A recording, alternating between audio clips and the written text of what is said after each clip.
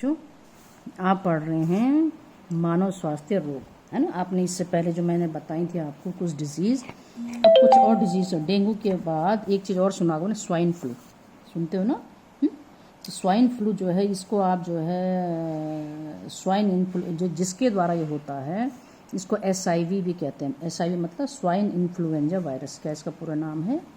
Swine influenza virus इसका पूरा नाम है। और ये जो, क्योंकि ये भी वायरल डिजीज़, ज़्यादातर सब वायरस हैं, जितनी भी वायरल डिजीज़ होती है ना, सब में कॉमन होते हैं लक्षण वैसे देखा जाए तो, है ना। तो इसमें भी क्या होता है, ये विषाणु आता कहाँ से? सूअर से, है ना। सूअर से फैलता है ये मनुष्य में, है ना, और मानव में से फ्लू हो जाता है, ठीक है। तो इसके मतलब क्या होते हैं, स्वाइन फ्लू के लक्षण क्या होते हैं? तो इसके भी सेम लक्षण आपने देख, जो इन्फ्लुएंजा से मिलते जुलते होते हैं, है ना। सामान्य वही बुखार होना, खांसी होना, गले में खराश है, आंखों में पानी है, शरीर में दर्द है, सर दर्द है, सिहरन है, छोटी छोटी सांसें आती हैं। तो इसी तरह से ये तो वजन कम हो जाता है, भूख नहीं लगती है, थकान हो जाती है। तो ये सारी चीज़ें स्वाइन फ्लू में होती हैं।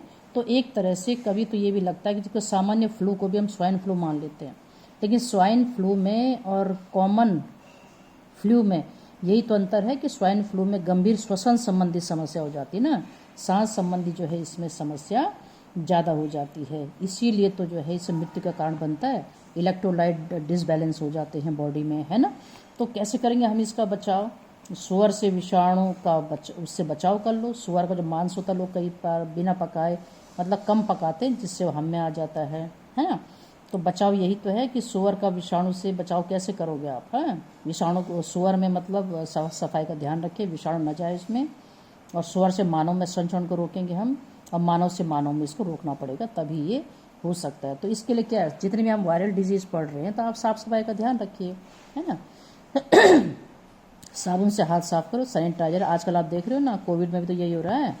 कोरोना जो हो रहा है वो भी तो वायरल है ना, कोरोना वायरस से हो रहा है। तो यही तो लक्षण हो रहे हैं। सभी साफ सफाई का ध्यान रखो, हर चीज़ करें। खांसते समय मुंह में हाथ रखो, कपड़ा रखो, है ना। बीमारी वाले स्थान पर किसी का सामान ना छो, है ना। अल्कोहल वाले सैनिटाइजर से हाथ साफ कर लो। सेम चीज़ें होती है इसमें भी, है ना, क्योंकि इसमें भी फ्लू जैसे लक्षण होते हैं, पता ही नहीं चलता। बुखार खांसी इसमें भी होता है, पेशियों में दर्द होता है, ठीक है। तो इसका तो अब टीका भी है, स्वाइन फ्लू का टीका भी है ना। तो उपचार क्या है कि इसके सूअर में तो नहीं होता है खतरनाक, है ना, वो तो ठीक हो जाते हैं टीकाकरण से। लेकिन मानव में जब ये रोग होता है तो गंभीर अवस्था में भी हो सकता है। आपने देखा ना कि इसमें मर भी जाते हैं स्वाइन फ्लू से। तो विषाणु जो है, इसमें एंटीवायरल दवाइयाँ दी जाती हैं, तो दर्द निवारक दवाइयाँ होती हैं, ठीक है ना। तो ये सब दिया जाता है। पहले बहुत ही भयंकर रोग ये हो चुका है, पहले भी जब शुरू में आपने पढ़ा होगा, पहले सुनते थे हम, तो बहुत सारे लोग जो है इससे मारे भी गए थे, है ना। तो कुछ नहीं याद करना आपको, फिलहाल यहाँ पे क्या याद करना है कि SIV के द्वारा होता है, ये भी एक वायरल डिजीज़ है। क्या इसके लक्षण है वो पढ़ लो बस, ठीक। ऐसे ही होता है चिकनगुनिया। चिकनगुनिया भी आपने सुना होगा। चिकनगुनिया भी भाई वायरल है, चिकनगुनिया वायरस के द्वारा होता है ये भी, है ना। इसमें भी तेज़ बुखार आता है, 7 दिन तक रहता है कम से कम। भाई इसमें एक ही अंतर है कि इसमें जोड़ों में दर्द होता है। क्या होता है इसमें? जोड़ों में जो है बहुत ज़्यादा दर्द होता है ना। तो ये मच्छर के द्वारा ही फैलता है, एडिस मच्छर इसको फैलाता है, इस वायरस को, चिकनगुनिया विषाणु को। तो इसीलिए जितने भी संक्रामक रोग होते हैं ना बच्चों, जो फैलते हैं एक से दूसरे में, तो मक्खी मच्छर ही रिस्पॉन्सिबल होते हैं ज़्यादातर के लिए। तो इसलिए ध्यान रखें ना कि इनके स्थानों को हम नष्ट करें, साफ सफाई का ध्यान रखें कि मक्खी मच्छर आए ही नहीं। तो चिकनगुनिया विषाणु के द्वारा जो होता है ये, तो 1-2 दिन, 1 से 12 दिन में जो है ये समय लेता है। तेज़ बुखार आता है, इसमें जोड़ों में दर्द होता है, बस इसमें ज़्यादा लाल चकत्ते पड़ जाते हैं बॉडी में, है ना। तो इसका बचाव क्या है? टीकाकरण तो है ही। मच्छर का नियंत्रण भी बहुत जरूरी है। ठहरा हुआ पानी ना रखें, क्योंकि वहीं अंडे वगैरह देते हैं। कीटनाशक का छिड़काव किया जाए, है ना। तो उपचार कोई विशेष है नहीं इसका, ठीक है। तो इस रोग में वही, अब आपने ये देख लिया है कि जितने भी संक्रामक रोग हैं कैसे फैल रहे हैं। भोज्य पदार्थ पानी द्वारा संचित हो रहे हैं ना, भोज्य पदार्थ पानी द्वारा, चाहे टाइफाइड है, अमीबियासिस है, एस्केरियासिस है, ये जुकाम है, ये वायुजनित रोगी के संपर्क पानी से फैलते हैं, वायुजनित वाले, है ना।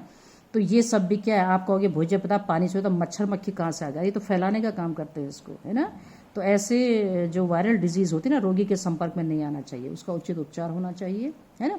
तो अब इसमें एक और बच्चा है, और डिजीज़ है मलेरिया, है ना। अब जो मलेरिया होता है ना बच्चों, आपने देखा कवक भी रोग फैला रहे हैं, वायरस रोग फैला रहे हैं, जीवाणु रोग फैला रहे हैं, है ना, या एस्के हेलमिंथीस के निमेटोडा के मेंबर रोग फैला रहे हैं। तो अब हम यहाँ पर चलते हैं, कुछ ऐसे भी जंतु होते हैं जो अनेक रोग फैलाते हैं मानव में, और उनमें आते मुख्य रूप से प्रोटोजोआ के मेंबर।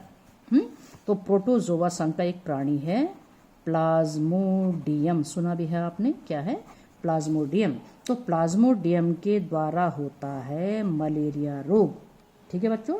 अब जो प्लाज्मोडियम, पहले ये भी जान लो कि प्लाज्मोडियम कैसे फैलाता है इस मलेरिया को। इसके लिए ध्यान रखो पहले कि जो प्लाज्मोडियम होता है ना बच्चों, ये डाइजेनेटिक है। अब आप कहोगे डाइजेनेटिक क्या हुआ? द्विपोषदीय। द्विपोषदीय मतलब जिसके दो होस्ट होते हैं। अब कौन है इसके दो होस्ट? इसका एक होस्ट है ह्यूमन, मानव, और दूसरा होस्ट है इसका मच्छर। वो भी कौन सा मच्छर? एनोफ्लीज। कौन सा? Anopheles female. एनोफ्लीज फीमेल जो है इसका, एनोफ्लीज मादा फीमेल मच्छर इसका दूसरा होस्ट है। तो द्विपोष मतलब ये दो, जिसका जीवन चक्र दो होस्ट में पूरा होता हो। पहला होस्ट है ह्यूमन, ये प्राइमरी होस्ट भी कहलाता है। प्राथमिक पोषक तो मैन है और सेकेंडरी पोषक कौन है? एनोफ्लीज मच्छर। तो मनुष्य में ही नहीं, एनोफ्लीज मच्छर भी चाहिए इसके जीवन चक्र को पूरा होने के लिए। तो दो होस्ट में जब जीवन चक्र पूरा होता है वे जीव कहलाते हैं डाइजेनेटिक। आपने पढ़ा एंटाइम्बा हिस्टोलिटिका, वो भी प्रोटोजोआ था ना। तो वो प्रोटोजोआ मोनोजेनेटिक था। मोनोजेनेटिक समझते हैं बच्चों आप? ये टर्म पता होनी चाहिए हमको ना। मोनोजेनेटिक मतलब एक पोषदीय, मतलब जिसका जीवन चक्र एक ही पोषद में पूरा होता। वो पोषद कौन था? मनुष्य, है ना। लेकिन यहाँ पर क्या हो रहा है? मनुष्य भी और एनोफ्लीज मच्छर भी चाहिए इसके जीवन चक्र को पूरा करने के लिए, इसलिए क्या है? एक डायजेनेटिक है। अब ये भी हम याद रखें बच्चों कि इस का जो लाइफ साइकिल है, क्योंकि मैंने कहा ना कि आदमी में हो रहा है, तो मनुष्य इसका प्राइमरी होस्ट है। आपको मालूम है इस पर कौन सी फेज चलती है इसकी? Asexual phase. अलैंगिक जो फेज होती है अवस्था, वो मनुष्य में चलती है। और जो आपका मॉस्किटो है ना, कौन सा मॉस्किटो? एनोफ्लीज मॉस्किटो फीमेल, वो भी उसमें चलता है इसका सेक्सुअल फेज। ध्यान रखो, अलैंगिक जनन मनुष्य में चलता है इसका, और लैंगिक जनन जो है कहाँ चलता है? मच्छर में। इतना समझ में आ रहा है ना। तो अलैंगिक मनुष्य में और लैंगिक क्या होता है? मच्छर में चलता है। तो इसका जीवन कैसे प्रारंभ होता है, इसके लिए थोड़ा सा हमें क्या करना होगा, थोड़ा सा, कभी कभी ये बोर्ड में प्रश्न आता है कि भाई प्लाज्मोडियम की 4 प्रजातियों के नाम लिखिए जो मलेरिया फैलाती हैं। तो प्लाज्मोडियम की 4 जातियां कौन कौन सी हैं? एक तो है प्लाज्मोडियम वाइवेक्स। क्या है बच्चों? Plasmodium vivax. दूसरा है प्लाज्मोडियम ओवेल। तीसरी है प्लाज्मोडियम मलेरियाई, मलेरियाई, है ना।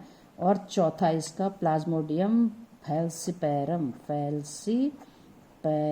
और ये रटना भी आता कई बार ये कि प्लाज्मोडियम की सभी प्रजातियों के नाम लिखो। तो क्या क्या है? प्लाज्मोडियम तो वही रहेगा वंश का नाम, वाइवेक्स, प्लाज्मोडियम ओवेल, प्लाज्मोडियम मलेरियाई और प्लाज्मोडियम फैल्सीपैरम। ये बस आप रट डालो, ठीक है। अब ज्यादातर होता क्या है, इन्फेक्शन कैसे होता है इसका, है ना। तो सबसे पहले क्या होता है, आप में कैसे हो जाएगा मलेरिया? जब आपको मच्छर काटेगा ना, तो जो एनोफ्लीज फीमेल एनोफ्लीज होती है ना बच्चों, फीमेल एनोफ्लीज मच्छर, ये जब आपको काटती है ना, अब ध्यान रखना आपको, ये काटती तो इसमें इसके जो सैलिवरी ग्लैंड होती है ना, लार ग्रंथियां, वहां पर होते हैं इसके स्पोरोजोइट, है ना। इसके जो स्पोरोजोइट होते हैं वो मच्छर के लार में होते हैं। तो अब आता कैसे होगा, जब मच्छर जब काटता है ना मनुष्य को स्किन पर, तो ये पहले काटता नहीं है, ये पहले एक लार की एक बूंद डालता है। सोचो लार की एक बूंद क्यों डालता होगा ये? क्योंकि लार में होता है एक एंटीकोगुलेंट। क्या होता है? एंटीकोगुलेंट। ये एंटीकोगुलेंट क्या करता होगा? एंटीकोगुलेंट का मतलब होता है ऐसा पदार्थ जो रक्त को जमने से रोकता है। कोगुलेशन हो जाएगा, जमना रक्त का। अगर रक्त जम जाएगा, ये शक कैसे करेगा? आप समझ नहीं मेरी बात? तरल अवस्था में ही रक्त को शक कर सकता है। तो हमारा तो जैसे रक्त बाहर आता है जम जाता है। तो ये क्या करता है, उसके प्रभाव को खत्म करने के लिए इसकी लार में एक एंजाइम होता है, एंटीकोगुलेंट होता है। और ये एंटीकोगुलेंट जब लार के साथ आता है ना, और अब ये क्या करता है, वही एंटीकोगुलेंट रक्त को जमने से रोक देता है, और ये तरल अवस्था में ही रक्त को शक कर लेता है। क्यों? क्योंकि फीमेल के जो माउथ पार्ट्स होते हैं ना बच्चों, सबसे बड़ी विशेषता आती है आर्थ्रोपोड में माउथ पार्ट जो होते हैं ना, तो इसके माउथ पार्ट कैसे होते हैं? पिरेसिंग एंड शकिंग टाइप, पिरेसिंग एंड शकिंग टाइप होते हैं बच्चों, है ना, मतलब छेद करने वाले और चूसने वाले, यानी पहले ये छेद करते काटते वहां पे, है ना। इसीलिए तो जो नर मच्छर होता है ना, ध्यान रखो फीमेल ही क्यों काटती हैं, क्योंकि नर मच्छर के जो माउथ पार्ट्स होते हैं वो काटने वाले नहीं होते हैं, वे सिर्फ चूसने वाले होते हैं। तो स्किन में क्या चूसेंगे, जब तक काटेंगे नहीं तो ब्लड कैसे बाहर आएगा, आप समझ रहे मेरी बात को। इसीलिए फीमेल के जो मुख माउथ पार्ट्स होते हैं, मुखांग, ये काटने वाले होते हैं और उसके बाद चूसने वाले भी होते हैं। तो पहले काटेंगे, उसके लिए क्या होता है ना, इनके जो माउथ पार्ट्स होते हैं ज़्यादातर, है ना, वो इस तरह के, देखो कैसे होते हैं, ये देखो, ये हैं इसके माउथ पार्ट्स, ये दिख रहे हैं आपको, है ना। इसमें मैक्सिलरी हैं, मैंडिबल्स हैं, बिल्कुल तीखे होते हैं, ब्लेड की धार जैसे तीखे होते हैं पॉइंट, आप समझ रहे, मैक्सिली भी और मैंडिबल्स भी इतने तीखे होते हैं। कॉकरोच में देखा आपने क्या क्या होते हैं, उनमें नहीं होते ना ऐसे, वो तो बाइटिंग वाले होते हैं उसमें, ठीक है। अब देखिए क्या मैं बता रही थी कि जो फीमेल के जो माउथ पार्ट्स होते हैं काटने वाले, मतलब पियर्सिंग, छेद कर देते हैं काट के, और शकिंग टाइप। नर के क्या होते हैं, नर में सिर्फ ये नहीं होते, कुछ भी नहीं, ये नहीं होते, सुई जैसे नहीं होते, ये उसके सिर्फ चूसने वाले होते हैं बस ये। तो इसीलिए फूलों का रस चूसते हैं। नर क्या चूसते हैं, फूलों का रस तो चूसते हैं, पराग चूसते हैं ना, इसलिए काट नहीं सकते। जो भी आपको काटता है ना, चाहे वो एनोफ्लीज है, एडीज है, कुछ भी है, या क्यूलेक्स है, वो सब फीमेल ही काटती हैं, फीमेल ही काटती हैं, ठीक है। तो अब क्या होता है, मैंने कहा था फीमेल एनोफ्लीज के लार ग्रंथि में जो है क्या होता है, ये स्पोरोजोइट होते हैं, प्लाज्मोडियम के स्पोरोजोइट होते हैं। तो जैसे ये काटता है, पहले एंटीकोगुलेंट, एक लार की बूंद डालता है, इसमें एंटीकोगुलेंट होते रक्त को जमने से रोक देता है, और ये काट फिर अपने माउथ पार्ट की मदद से, मैंडिबल की मदद से काट देता है स्किन को, और जो रक्त निकलता है उस रक्त को ये चूस लेता है, ठीक हो गया ना। अब जैसे लार में ही तो थे स्पोरोजोइट, अब कट भी हो गया, तो वही स्पोरोजोइट जो लार में आए थे स्किन पर, जैसे कट होता है ना, तो वो स्पोरोजोइट मनुष्य के रक्त में पहुंच जाते हैं। कहाँ पहुंच जाते हैं बच्चों, मनुष्य के रक्त में पहुंच जाते हैं। तो जब भी कोई इन्फेक्टेड फीमेल एनोफ्लीज मच्छर मनुष्य को काटती है, तो प्लाज्मोडियम के जो जीवाणु जो होते हैं ना स्पोरोजोइट, ये मानव में प्रवेश कर जाते हैं, है ना। और स्पोरोजोइट ही तो इन्फेक्टेड फेज है। अब जैसे स्पोरोजोइट मनुष्य के रक्त में आते हैं ना, आपको मालूम कहाँ जाते हैं सबसे पहले, ये सबसे पहले जाते हैं लिवर में। कहाँ जाते हैं, लिवर में, और लिवर में जाके आरबीसी में घुस जाते हैं। कहाँ घुस जाते हैं, लिवर में जाकर के ये घुस जाते हैं आरबीसी में। कहाँ चले जाते हैं, आरबीसी में। और आरबीसी में जब ये जाते हैं तो ये अपनी संख्या बढ़ाने लगते हैं।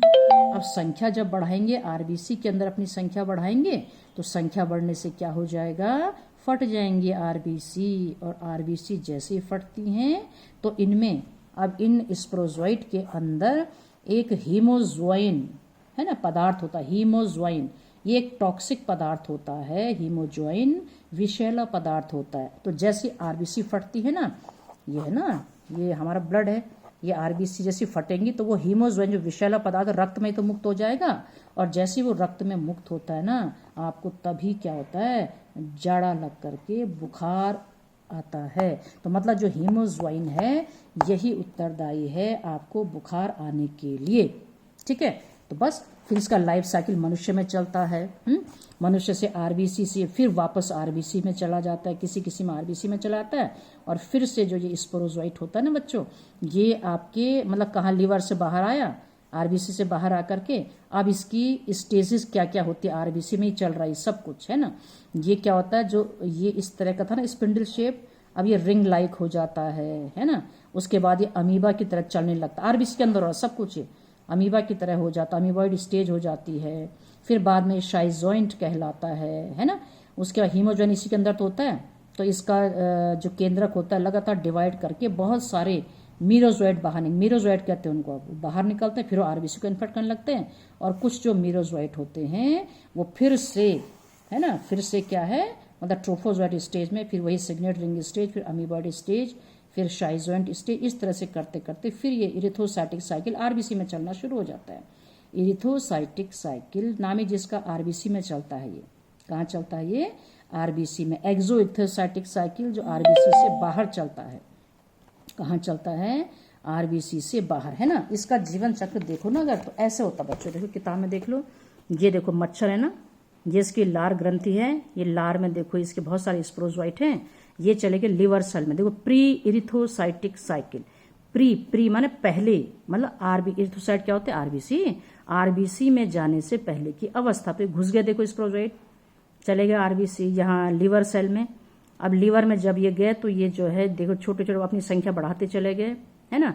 और लीवर में जब ये देखो लगातार अपनी संख्या बढ़ाते जा रहे हैं तो इससे लीवर के आरबीसी जो लीवर होता है ना, ये इसके ब्लड साइनसेस से पहुंच जाती है, वहां फट जाती है लीवर सेल, देखो फट गई ना, और फट के देखो सीधे आरबीसी में घुस गए। कहाँ घुस गए?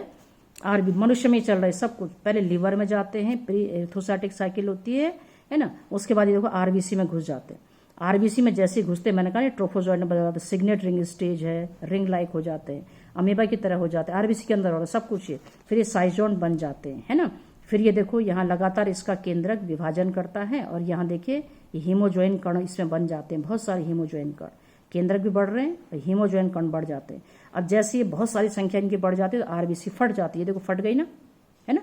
तो फटने से क्या होता है, कुछ फिर से आरबीसी में चले आते हैं और कुछ जो है उनका डेवलपमेंट विभिन्न प्रकार से होता है। अब जरा देखिए जो आरबीसी में नहीं घुसते हैं ना, मीरोजोइड जो होते हैं इसके, भाई इनके अलग अलग स्टेज, स्पोरोजोइड, ट्रोफोजोइड, मीरोजोइड, है ना, छोटे छोटे जो केंद्रक विभाजन से बने ना छोटे छोटे मीरोजोइड, ये फटते ही बाहर आ गए आरबीसी के। अब ये जैसे बाहर आते हैं ये पहुंच गया। अब देखो इनका डेवलपमेंट देखिए दो तरह से होता है, कुछ आकार में बड़े हो जाते हैं, ये देखिए आप, है ना, कुछ इस तरह से बड़े होते हैं। तो ये दो तरह के होते हैं, जो छोटे वाले होते हैं उनको कहते हैं अब इनको मतलब ये जो छोटे छोटे आए ना ये है ना, तो ये इस तरह से केंद्र इनके चारों तरफ ये हो गए और कुछ तो छोटे वाले कहलाते हैं माइक्रो, ये गैमेटोसाइट होते हैं सारे, माइक्रो गैमेटोसाइट। छोटे वाले क्या होते हैं? माइक्रो गैमेटोसाइट, और बड़े वाले होते हैं मैक्रो गैमेटोसाइट। छोटे वाले होते हैं माइक्रो गैमेटोसाइट और बड़े वाले मैक्रो, मैक्रो में बड़ा होता है इनका केंद्र, ठीक है, माइक्रो छोटे वाले, है ना। तो माइक्रो और मैक्रो, मैक्रो माने बड़ा ही तो होता है। तो ये दो प्रकार के गैमेटोसाइट बनते हैं और ये गैमेटोसाइट ही मच्छर के लिए संक्रामक होते हैं, क्योंकि ये हमारे रक्त में पड़े रहते हैं गैमेटोसाइट, अब ठीक है, क्योंकि इनका आगे फर्दर डेवलपमेंट अब संभव नहीं है मनुष्य में। फिर ध्यान दो, इन गैमेटोसाइट का आगे फर्दर जो डेवलपमेंट है वो संभव नहीं है मनुष्य में, तो इसलिए इनको जाना जरूरी। 17 घंटे तक मच्छर नहीं मिला, मर जाते, खत्म यहीं पे साइकिल। लेकिन अगर मच्छर मिल जाता, फिर कोई फ्रेश मच्छर आता है ना, फिर हमको काटता है ना, तो वो स्वस्थ जो मच्छर होता है जब हमें काटता है, रक्त शक करता है ना, तो रक्त के साथ ये गैमेटोसाइट मच्छर में चले जाते हैं। आप समझ रहे हैं? अब ये मच्छर में चले गए, देखो गैमेटोसाइट, और मच्छर में जब ये जाते हैं तो इस तरह से मच्छर में इनका विकास होता है। ये देखो गैमेटोसाइट माइक्रो, ये मैक्रो, दिख रहा है ना। अब ये जो माइक्रो गैमेटोसाइट होते हैं नर युग्मक बनाते हैं, मैक्रो गैमेटोसाइट जो होते हैं फीमेल युग्मक बनाते हैं। याद रखना, माइक्रो छोटे वाले ये बनाते हैं माइक्रो गैमेट मतलब नर युग्मक, और मैक्रो ये बनाते हैं मैक्रोसाइट क्या बनाते हैं? मैक्रो गैमेट मतलब बड़ा, है ना, फीमेल गैमेट। तो ये देखो फीमेल और मादा दोनों मिल जाते हैं, हो गई भाई निषेचन, तो हो गई ना। तो दोनों का निषेचन होता है युग्मकों का, जायगोट बनता है और ये जायगोट घुस जाता है मच्छर की दीवार में। आप समझ रहे हैं? उसकी देह भित्ति में घुस जाता है, वहां इसका डेवलपमेंट शुरू होता है। अब इसका केंद्रक अर्धसूत्री विभाजन से विभाजन, क्योंकि भाई संयुक्त हो गया था तो अर्धसूत्री यहाँ पर कहीं ना कहीं तो होगा, यहाँ पे सॉरी ये तो अर्धसूत्री हो गया। अब यहाँ देखिए, यहाँ देखो छोड़ो अर्धसूत्री, हीमोजोइन कण भी बन गए, वो सिस्ट हो गया, चारों तरफ सिस्ट बना लेते हैं जब उसकी दीवार में घुसते हैं ना, सिस्ट बन गया चारों तरफ। ये देखो विभाजन कर रहे हैं और विभाजन कर करके बहुत सारे देखो फिर से बन गए स्पोरोजोइट। यहाँ देखो फिर से बन गए बहुत सारे स्पोरोजोइट। जैसे स्पोरोजोइट बनते ही भित्ति सिस्ट फट जाता है और सिस्ट के फट जाने से ये स्पोरोजोइट सीधे पहुंच जाते हैं इसकी लार ग्रंथियों में। कहाँ पहुंच जाते हैं? लार ग्रंथियों में आगे फिर से। तो ये क्यों कहा इसको सेक्सुअल फेज मच्छर में? क्योंकि देख नहीं रहे आप यहाँ गैमेट बन रहे हैं। और मनुष्य में क्यों कहा अलैंगिक? क्योंकि वहां सिर्फ युग्मक बने ही नहीं थे, ठीक है। तो ये देखो फिर चले गए मनुष्य इसकी एनाफिज की किस में?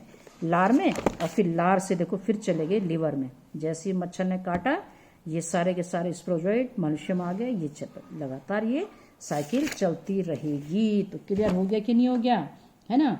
तो बस हो तो गया। तो इस प्रकार से आपने देखा कि जो स्पोरोजोइट होते हैं ये मादा मच्छर की लार ग्रंथियों में एकत्र होते रहते हैं, और उसी लार को जब ये काटता है किसी स्वस्थ व्यक्ति को तो उसमें चले जाते हैं स्पोरोजोइट, है ना। इसीलिए तो जो मलेरिया परजीवी है ये मनुष्य और मादा एनाफिज में पूरा करता है अपना जीवन चक्र, प्लाज्मोडियम है वो। तो मनुष्य में अलैंगिक, मैंने कहा, मच्छर में सेक्सुअल फेज चलती है। तो अब क्या करेंगे इसके बचाव के लिए? आप क्या करोगे बताओ? पता है आपको, पानी जमा नहीं होने देंगे, कूलर में पानी नहीं रखेंगे, साफ सफाई करते रहेंगे, है ना। मिट्टी का तेल डालेंगे जहाँ उनके जनन स्थल होते हैं मच्छरों के, उनको नष्ट कर दो, या क्लोरोक्विन दवाई होती है वो खाइए, या ऑल आउट है, क्रीम है, मच्छरदानी का प्रयोग कीजिए। ठीक है, तो ये थे कुछ डिजीज। तो इसमें कम से कम प्लाज्मोडियम का स्पीशीज के नाम याद रखो। ठीक है, इसके बाद जो है हम सीधे चलेंगे, क्योंकि रोगों का संबंध किससे, हमारी प्रतिरक्षा से। अभी तक तो हमने सिर्फ वे पढ़े ना कि मनुष्य में रोग कौन कौन फैला रहे थे। अब यहाँ पर रोल आता है कि हमारी प्रतिरक्षा का क्या रोल है, तो प्रतिरक्षा पढ़ेंगे हम नेक्स्ट उसमें, तो नेक्स्ट डे करेंगे।